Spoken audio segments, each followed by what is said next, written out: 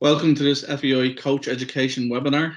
I'm Gareth Maher, and this is a topic on football for all. I'm delighted to be joined by FEI Football for All development officers Nick Harrison and Chris McElligott. Nick is based in Munster, and Chris looks after the Dublin area as well. And both guys do fantastic work in this area. So let's really dive into it and kind of. Nick, just to go to you first, can you explain for people what is football for all? Like, what's it stand for? There's many different names that other federations, associations might go with. Yeah, I suppose it's the arm of the FEI's grassroots department that deals with disability football, or as we word it now, we often say for people with additional needs. We don't only use the term disability. So what that encompasses is we have certain programs on the ground, so such as Kickstart to Recovery for people with mental health, various links with Special Olympics, other groups. We help affiliates, so they would be people like Amputee Football Association, the Powerchair Football Association. We link in with them as well, and we help them run their programs. So grassroots all the way through to international. And can you explain your role and how long you've been in it? Yeah, I've been in 12 years now. The program started in 2002, and I've been in since 2008, 2009. Oisin Jordan would have been the national coordinator for a long time, and he was sort of instrumental in setting things up. My role is primarily in Munster, but the staff is myself, Chris, and Vincent Foley, who's national coordinator now. So between us, and by getting help through the army of volunteers on the ground, but also the development officers themselves within each county, we administer disability football throughout the country. And that can be in the main through the clubs. So we have a football for club program, which is a huge success, but then also by supporting the affiliates, like I mentioned, such as Powerchair Football, etc. Chris, can you talk a little bit about your role in particular? And you kind of about Dublin City Council. My role at Dublin City Council is promote and probably I suppose try and engage with some of the clubs who are interested in running football for all. Teams within the club or interested in setting up football for all teams. So I think that the biggest thing for Dublin City Council is that participation, making sure we have adequate enough numbers of clubs within the area of Dublin City Council to provide football for all for any person who may need it and who may want to avail of it. So yeah, again, pretty much like Nick, I've been with the association for nearly just over 5 years. I had a role before that with the association as a community coach in football for all. And just funny enough, I've come through programs run by the Football Association to get to my position. I did a project futsal with a group in Cardiff with Dennis Hyland, ran by the Football Association of Ireland, and then which led into the volunteer role as a community coach, and then which led me to an opportunity to become a development officer in football for all. So yeah, before that I've played League of Ireland football, League Winners Medal with St. Pat's and stuff like that. So a lot of background in the football end of it, and the football for all area was for me was an area I got involved in through obviously my amputation of the leg when I lost in an accident, but it was something, once I started in that area, I just fell in love with it straight away and felt I could make some changes there. Nicky, as you alluded to there, you have a few more years experience than Chris, but Chris got that winner's medal in there. Yeah, sure. I can't compete with that. I had a little bit of success at a lower level in the semi-pro game in the UK, but no, not quite at Chris's level yet. Just to touch on the clubs, we have over 30 clubs around the country that, is that right? Around 30 clubs, 35 clubs? Yeah, it's up above that now. It's just touching 40. Right. They've been a big success. It was an idea that Oisin took from the Welsh FA, I believe. And basically we go into a mainstream club who have a wish to try and provide for their community and for the kids in the area who have a disability. We help them with staff training, coach training, We help them set up sessions. We coordinate the groups together so they can play blitzes amongst each other. We host a national blitz, and it's got to the stage now where there's interprovincial teams as well for the older lads within those Football for All clubs who want more of a competitive scenario than just the fun blitzes. There's a Munster and Leinster interpros held, which they obviously love, and they get medals for, and they play at good grounds and win trophies for. So it's grown from being just a participation program for kids to now, as those kids have grown up and they've become teenagers and young men, it now facilitates people from 6 to, they'd be 40, 50-year-olds in some clubs who they may have links with Special Olympics, they may have intellectual disabilities or not, but they just want to play recreational football for their local club. And yeah, it's worked really well. It's been a huge success. The development of those clubs must be very pleasing to see. Obviously, in your own neck of the woods down there in Munster, Carrigaline, for example, like they won a UEFA award a couple of years ago for the work that they've done. Yeah, Carrigaline are one of the bigger clubs in the country. I think their numbers were around 50. The numbers got so large they don't just have one Football for All training session a week. I think they've split them into 2 or 3 according to age group and ability. Willie Welsh, the chairman down there, is a great guy, very supportive. He'll tell a story about an awards night where one of the children who had autism was there and was kind of shouting out, and the mother was apologising and saying how sorry she was. And Willie said, "It's your club too, don't be sorry at all." So he's very inclusive, and he wants to give everyone a chance to play. There's other clubs, Killarney, Celtic down here are doing very well, high numbers again. Very committed staff. I could list them all. They're all brilliant. Chris, like obviously you're starting up in the Dublin area and seeing the impact there. One of the other areas that's been a huge success, which you're directly involved in, has been the National Amputee League as well. Yeah. It's look, when we started off the amputee football in Ireland, Simon Baker and again Oisin, came together and wanted to provide an opportunity for amputees to get involved in football or to play football, whether it be recreationally or internationally or nationally.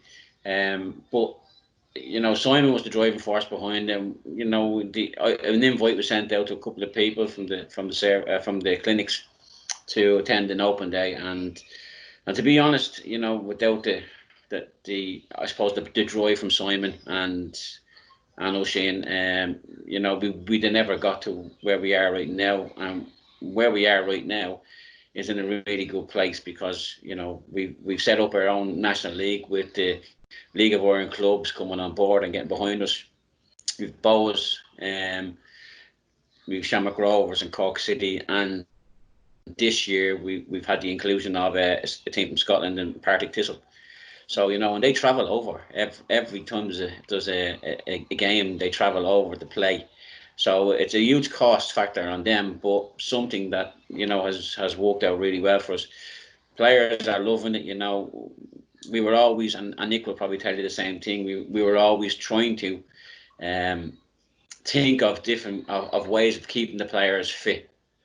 Because we weren't playing football, because we had no league, we were coming up with ideas of training programs. We got sports psychologists and Alan Heary. We got our injury prevention people in like Martin White and Louise Costello to give us some input and maybe some direction on that. And it was really good, and we were lucky, I suppose. We had a great bunch, and we have a great bunch of lads who are constantly changing and constantly evolving and making the game better, and want to make the game better, wanted to make it as professional as it can be. So yeah, I've been really lucky that way. I think in other areas of the game in Ireland, it's been a lot more difficult to do that. But I've been lucky that way. I have in promoting the game, and the buy-in from the clubs was huge. It was really good to see it. My only issue is that I think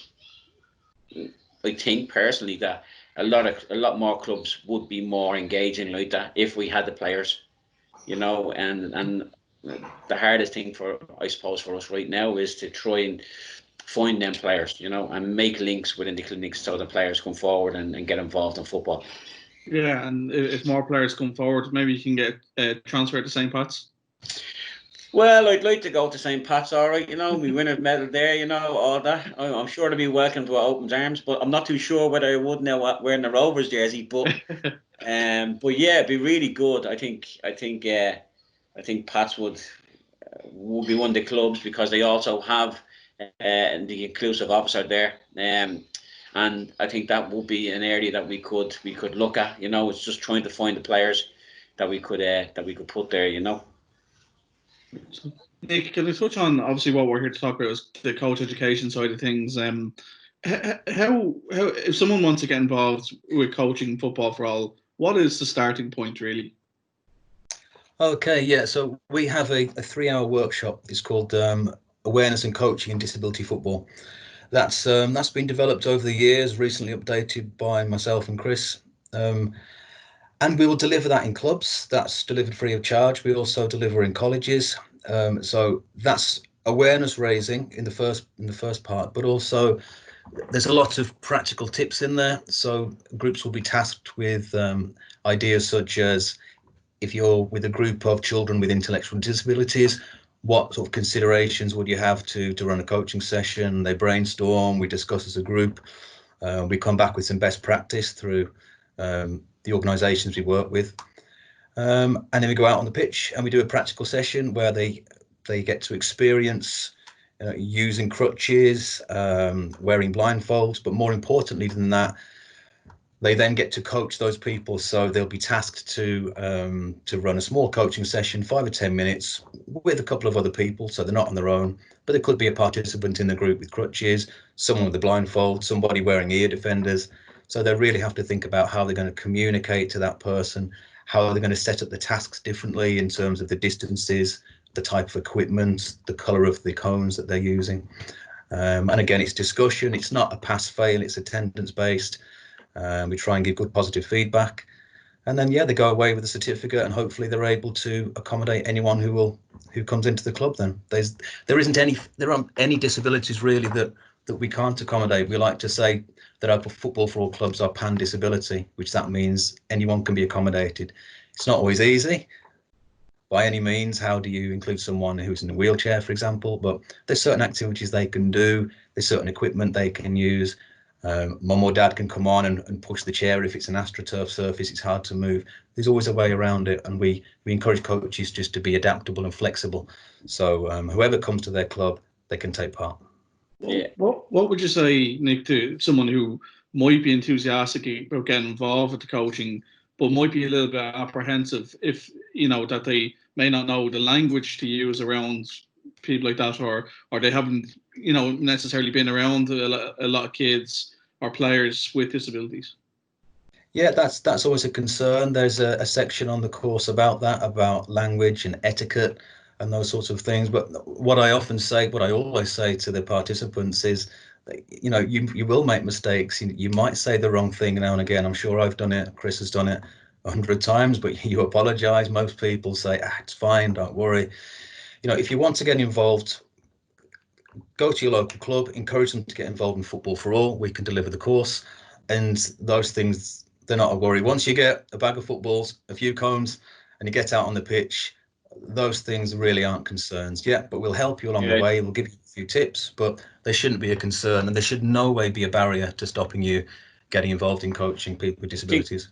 I think that fear is always there anyway, Gareth, from coaches themselves who are involved anyway. But I also think for new people coming, there's this fear of saying the wrong thing always. And one thing that's really clear with the workshop is that that area of brainstorming, all these coaches and potential coaches, they know the answers. The answer is there. We're just trying to drag it out of them. We don't want to give them the answers because that's very easy to do. They can give them an answer and then you go away and do that. But you want them to take ownership of the that responsibility of giving the answer themselves. But also, you want to make sure that they're a bit more tact in what we say, the approach we use, and how the words we use them.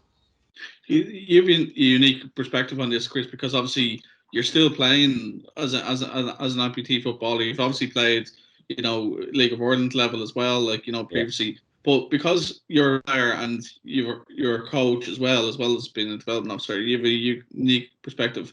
Would you encourage more coaches to get involved in football for all, even if they've never gone near it at all? Like it's a form of coaching in itself.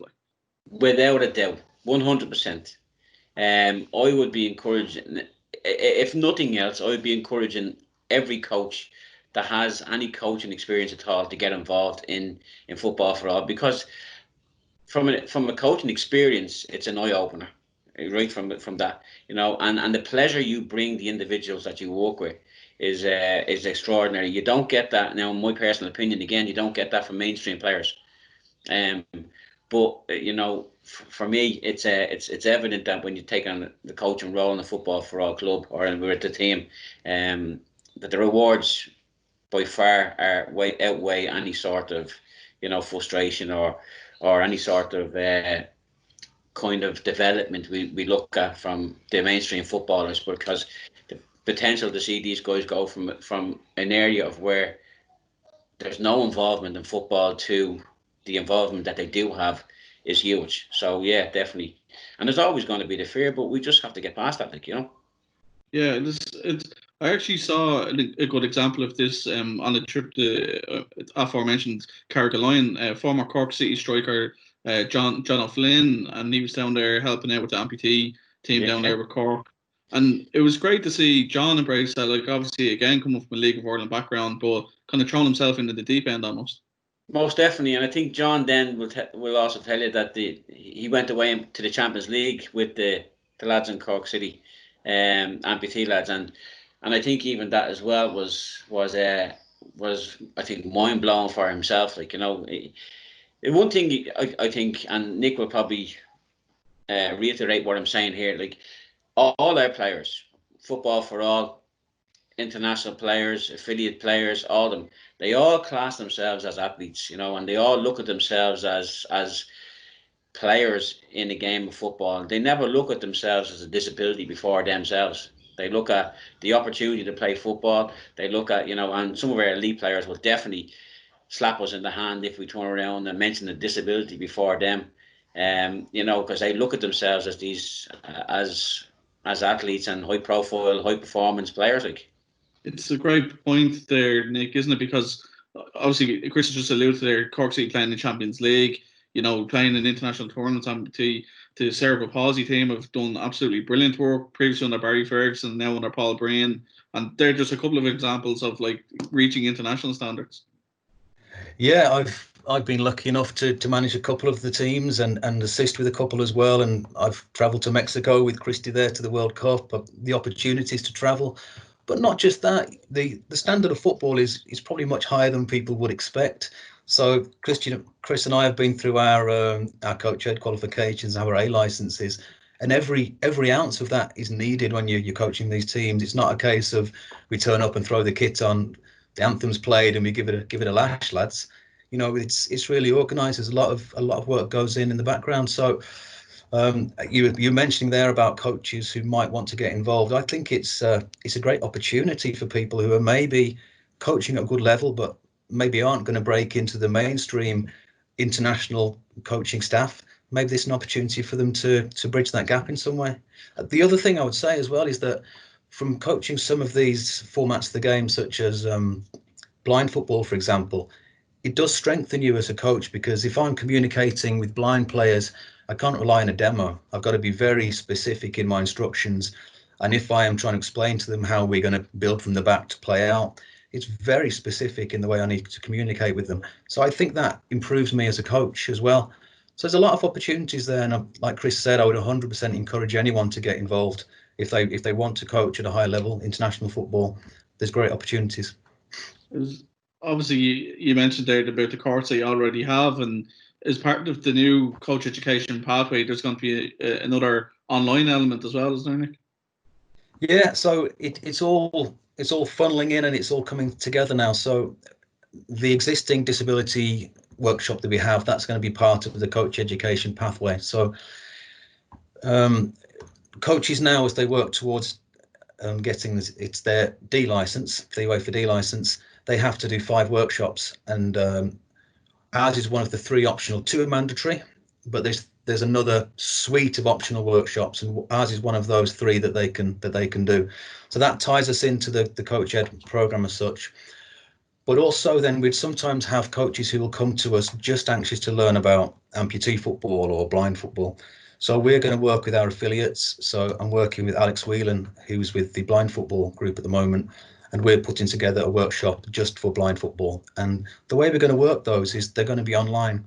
It's difficult to get people from 4 corners of the country to come in to do a workshop. So if we can put it online and then encourage them to go to their local club, where there's blind football or amputee football, then they can do a little bit of practical work as well, and then we can sign them off as having passed their course in that way. So that's all coming together. And the final thing, which is great, is that we're now going to be a part of the license courses. So Niall O'Regan, the coach education manager, he runs A, B, C, D license across the country throughout the year. We'll have a small input into putting modules on that. So one of our development officers, maybe one of the course tutors, or perhaps myself or Chris, will go in for an hour or 2, and we can talk about the opportunities that are there in disability football. So we're going to be throughout the coach ed program now, which is great for us. We're not a separate silo anymore. We're a part of things, and that's fantastic. And thanks to Niall for that. Yeah, and I'd also say with what Nick has said there, like, I don't think most of the general public will be aware of the amount of affiliate run formats of the game that we actually are involved in. We spoke about blind football, and we spoke about amputee football. I mean, we also have deaf, we also have Special Olympics, we also again CP, we also have power chair, we also have under 19s LDs, we've a lot of them, and we cover all that in the area. So even more recently with Esker Celtic setting up with the frame football, and Nick already has his group in Munster.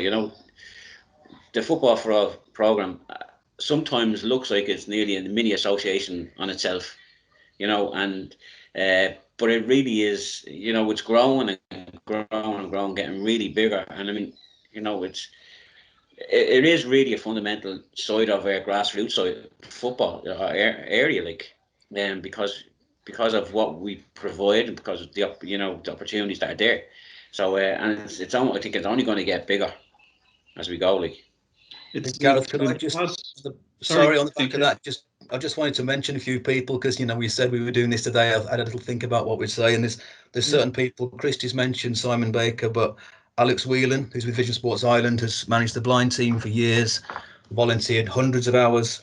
Donald Byrne with the power chair team has grown the game from a few people with the plastic boxes on the front of a day chair to an international team that competes in World Cups.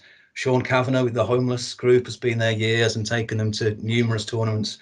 And there's a guy called Colin Young he's our representative on the senior council. So he puts our claim, stakes our claim into the senior council and fights our corner, if you like. And without people like that sort of running it, there's nothing for me and Chris to do. Yeah, it's completely right to highlight the work of those guys, especially a lot of people who do things on a volunteer basis as well. And you've mentioned his name a couple of times, Oisin Jordan, who was a long-term employee with the FEI. He's moved on to a new role now. We wish Oisin the best of luck, and Vincent Foley's taken over from him. Vincent's doing great work as well. I was just going to say, Chris, just to take up the earlier point about the coach education, and now that this is part of the pathway. It's great for these coaches that we want to encourage, because sometimes you can look at the coach education pathway and say, I don't really want to go all the way to a pro license. That's not where I'm going. Like, or the youth cert, or a goalkeeper. Like, but to have this, like, this is the area that I want to focus in on coaching. Like, this is great, isn't it? No, it is. No, definitely. It gives people an opportunity to focus on one area of the game that they maybe have a love for. As opposed to doing other areas of it. I think the opportunity to do that, I don't think anybody else gives that, and I don't think also, this will be specific to that area. of disability, like, whether it be power chair, whether it be, and I know Nick is going to put it that with Alex. We'd be we're very keen on seeing where it goes, because Nick is piloting it, but I'm going to definitely be feeding off what I see to promote amputee football that way, or whether I promote other areas of the game in the same way. Because look, for us, we want to, and I've said this loads of times, and I keep going back over the same words sometimes, of giving or providing or creating the opportunity for players, or people with these disabilities, to play football. They don't all like football, but and they may not like football, but we have to be able to give them the opportunity to say no if they don't want it. So it's really great, and it'll only, I think that not only will it be great for our football for all programs and the clubs that they're involved in. When we look back on it, it's going to grow our football for all program and clubs bigger, but also give us better opportunities internationally, nationally, and give those players opportunities to represent their country, or represent a league of our own club, which they may never thought they would ever do. So I can't wait for it. There are those different levels, aren't they, Nick? Like, just in any strand of football, like, there's the grassroots level, there's the amateur level, and now there's the international level, as Chris has alluded to. Yeah, I mean, every part's as important as the other. So I've mentioned the clubs that give us our players, and they grow our players from age 6 upwards and do fantastic work. A lot of their coaches have gone through the PDP1, the PDP2, and so forth. We have provincial level, so very often, I've mentioned the clubs have interprovincial teams. We also have to do some work with special schools, and there's an interprovincial competition between them, and then that takes lads through to international level. And Christy mentioned the teams there. We've a number of international teams, coaches.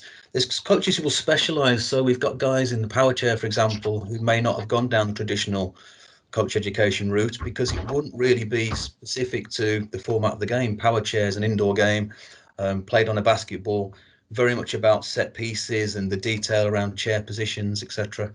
There's other formats of the game, like Amputee, as Chris plays. It's very similar. It's a 7-a-side game. We play a 2-3-1 typically. The things that you learn on the coach education pathway, the 7v7 workshop, are very applicable to coaching amputee football. So yeah, we're lucky enough that over the years we've grown to be able to offer football at all ages and all levels now. We would be one of the leading countries in Europe in terms of what we offer for people with disabilities. I know we're small and there's always holes and you'd like to do more, but in terms of the opportunities for people to get to an international team, we're very good in what we offer. Is that reflected in the growth of the amount of clubs who are involved now? It seems to have skyrocketed in the last couple of years. Yeah, I think so. I think it's that. There's a time scale as those kids become young men, young ladies, and move through. But yeah, there's always people who come through. Or there's a young lady who played with the deaf futsal team managed by Dave Bell recently, and I remember coaching her when she was in a deaf school in Cork 8 or 9 years ago as a little girl, and there she's now playing international football. So there's always a progression through. Our affiliates do great work. That they really do. Christy mentioned them all, and without those groups, let's take Donald Byrne for example in the power chair. He's grown that from nothing, and we have players now who are amongst some of the best players in the world, competing at World Championships, European Championships. So there's fantastic work going on. I would mention as well that a lot of our development officers do get involved. It's not a plug as such, but it's not just Chris and I. We're not football for all. All of our development officers contribute in some way, whether it's just with the grassroots programs. But I've made a list here. We've got Dave Bell, JJ Glynn, Rob DeCourcy, Jim Crawford, Paul Breen, Rob Sweeney, who's in Coach Ed, Declan Considine, Jamie Wilson, Thomas Morgan, Paul Martin. All those guys have managed with international teams in the FEI, which is a volunteer role. They're not doing that as part of their job commitment, and we have to thank those lads for what they've done. I'd also say as well, Gareth, sorry, and I don't mean to interrupt in the Nick, but our day-to-day work as well, our National Learning Network programs, the services and all that, the programs we've done for them has increased. Our Kickstarter recovery has increased all over the country. It has. So we have we work in the area of mental health and stuff like that as well, which is providing people the opportunity to maybe just to engage a bit like with us in regards to the football and take out some of the frustrations on the football more so than at home, things like that. Like so, again, yeah, they're grown. So we're creating.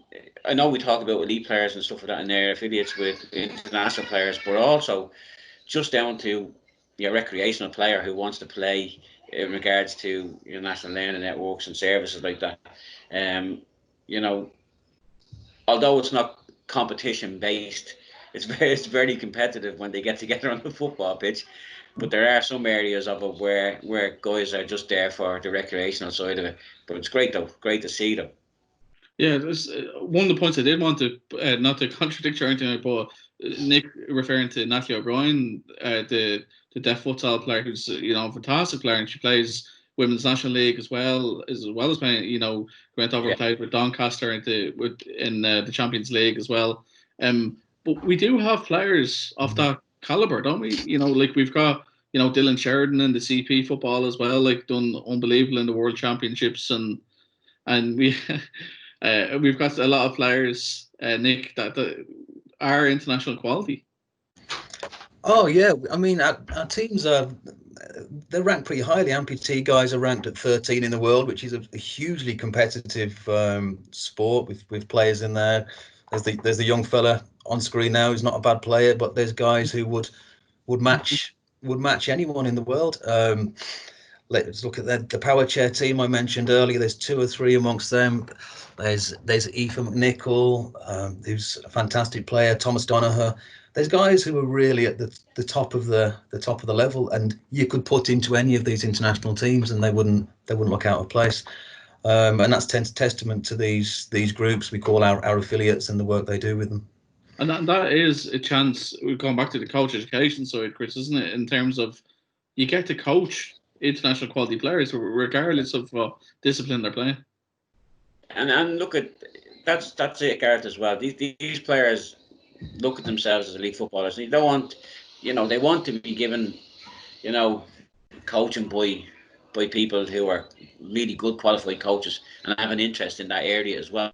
But also I would say most of these players then, when it comes to their retirement age, will filter that back down into the coach education side of it to learn, and to gain some sort of certificate in regards to coach education, like to move up that ladder as well. So I mean, it's great like that, and I don't think too many people in the past with a disability may have done that. Like, yeah, it's great, and it's obviously the reason why we're doing this webinar is because the coach education education department is now providing that pathway for these coaches to get qualified in this area. And as you mentioned, Nick, the different course they have, and the online course is going to come now as well, and that it's part of the pathway. And like it's where it should be moving to, really, isn't it?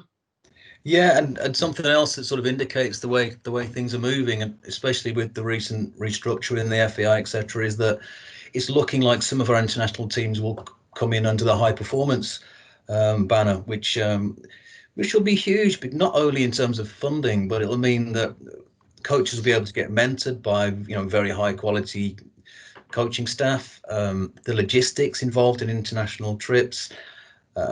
Everything will be able to move on at another level. We'll be able to have nutritionists, physiotherapists, doctors, etc. It's going to be a work in progress. It's probably going to take a little while until we get all of our teams at that level. It might start with 1 or 2, which is fair enough because it's new. But it just shows how football for all is becoming very much a recognised part of what the FAI does, and the FAI isn't working in separate departments anymore. It's very much in one direction.